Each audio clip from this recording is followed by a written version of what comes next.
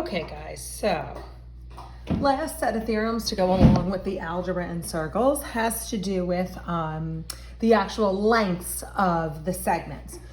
So again, whether that segment be a tangent or a chord or a secant, we have formulas to find the length of those segments. So the first situation is, we've seen this situation before with angles, but again, now we're doing it with segments, is intersecting chords. Right, so remember, when two chords intersect, they make an X inside the circle, right? And we already know what to do when we're dealing with the angles, but now we're talking about the segments. So what you'll notice is each chord gets cut into two pieces, okay? So I'm gonna refer to those pieces, let's call them A, B, C, D, right? Okay, the formula goes like this. If I multiply the two pieces of one segment, so this segment is cut into A and B, it will always equal the product of the other two segments, C times D. Simple as that. So sometimes we call this one part times part, right? This is the part times part theorem. You just multiply the two parts of each segment. Okay, so some examples that kind of go along with that are, let's start here with number one, right? So number one is two intersecting chords. We have two pieces of one are 3 and X, what we're looking for. So I'm gonna multiply those and set them equal to what I get when I multiply those, 4 times 6. So here, 3X is 24, X is 8. Okay. We can make it a little bit more complicated, like number 7 down here. So again, do we see this is two chords intersecting, right? So we have 8 times X plus 2 is equal to 12 times X, right? 8X plus 16 equals 12X. 16 equals 4X, X equals 4, right? So again, we could even turn these into quadratics also, right? Like I could have the X here and I'd have to do X times X plus 2 and turn it into a quadratic, right? Not a big deal. Okay, and then the final one I want to do, number 2 here, kind of combines the theorems from last week with segments, okay? Because we did a couple of theorems over the last couple weeks that actually also involve segments, and this is one of them, right? So do you see here we have a diameter, right? We're assuming this is the center right here, perpendicular to a chord. So the theorem is, so again, notice this chord is in two pieces, but I only have an X in one piece. But if you recall, when a diameter hits perpendicular to a chord, it cuts the chord into two equal pieces. So if that piece is X, that piece is X. Now, you might just jump right in and go X times X equals 2 times 5. Here's the thing. When they say 5, they're talking about the 5 only being from the center out, right?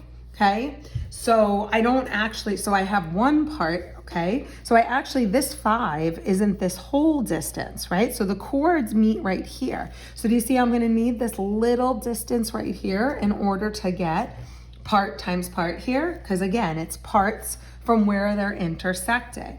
However, if you remember that again, this is the center. From the center out means 5 is the radius, which means from the center this way also has to be a radius. So do you see this little piece has to be 3? So that from here to here is also 5. Okay, so now if I'm using my part times part formula, right? So this is where they meet. So this chord's parts are X times X, right? Again, this is where they meet. So do you see this chord's parts are 2 and 8? Does that make sense? Right? So this piece is 2. Now that I know this is 3, the whole other piece is 8. I get X squared is 16. And again, X would have to equal 4. Technically, X in this equation would equal plus or minus 4, but remember, segments can't be negative. Okay, so that's 3 variations of two chords intersecting, okay? All right, the next one is two secants intersecting, right? So if I have two secants intersecting, it looks like this, okay? So again, notice each secant is split into two parts. I can call the parts A and B and C and D, just like we did before. However, the formula is going to be a little different. Just like last week, the formula was different when the angles met outside, right? So this one is, it's actually not part times part, it's actually part times whole. So there's two parts. Which part gets multiplied? All it is do you see each secant is cut into two pieces. One of the pieces is outside the circle, one of the pieces is inside the circle. Okay, so what you would do here, it's the outside piece of this secant times the entire secant. So it's got to be the sum of these two pieces equals the outside piece of this secant times the sum of these. So this one we refer to as outside times whole. Okay, so when they meet outside, it's the outside piece times the whole piece equals the outside piece times the whole piece. Okay, so let's look at a couple of examples that go with that. Okay, so that would be right here, 3 and 4. Okay, so if I'm looking at this one, right, look at this secant, the outside piece is 4, the whole piece is technically 4 plus x, equals the outside piece is 6 times the whole piece, which is 16. Okay, so here I'm just gonna have to distribute to solve. So I get 16 plus 4x equals 96. Okay, I get 4x equals 80, x equals 20. Okay, so you could check that, right? So 4 times the whole piece, 24, is equal to 6 times 16. Okay, so this one here, right? So same kind of thing. The outside piece is 10. The whole piece is 24 equals the outside piece, which is 8, and the whole piece, which they are actually just calling x. So you don't have to do any addition on this one. They're calling the whole piece x, right? So this is 240 equals 8x, so x is equal to 30. Okay? So that is 2 secants. Okay?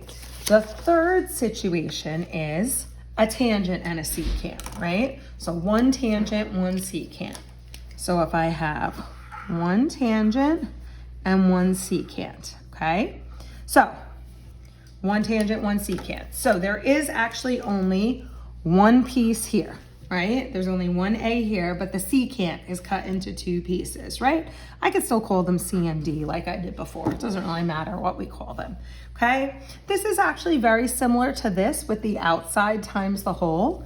But the thing about the tangent is, do you see the outside piece of the tangent is the same thing as the whole piece? Because because the tangent only touches in one spot, the segment that's outside is also the whole piece. So for this one, we're just gonna do A times A. So the outside and the whole are the same. And then the secant is gonna work just like it worked in the previous problem. The outside times, the whole. Okay, so if you want, you could call this A squared equals outside times whole. So this is still outside times whole, but this one is gonna include, so we could say with a tangent squared in it, right? It's always gonna have that tangent squared, okay?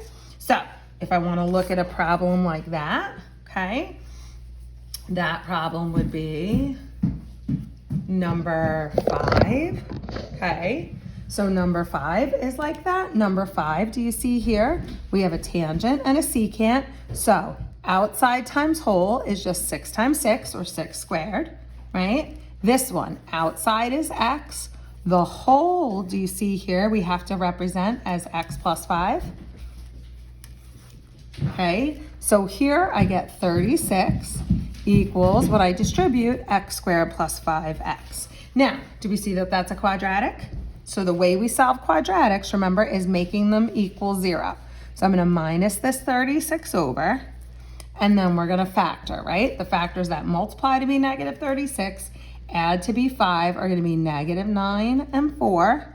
And then I get two answers, 9 and -4. But again, since x is a segment of the circle, x can't equal -4, so we reject it. So x just has to equal 9, okay? All right, final. Okay, so that's actually right up here. Sorry, a little bit got cut off. I didn't realize right away, so let me scoot that over. So this is, so we only end up with 9 and answer there.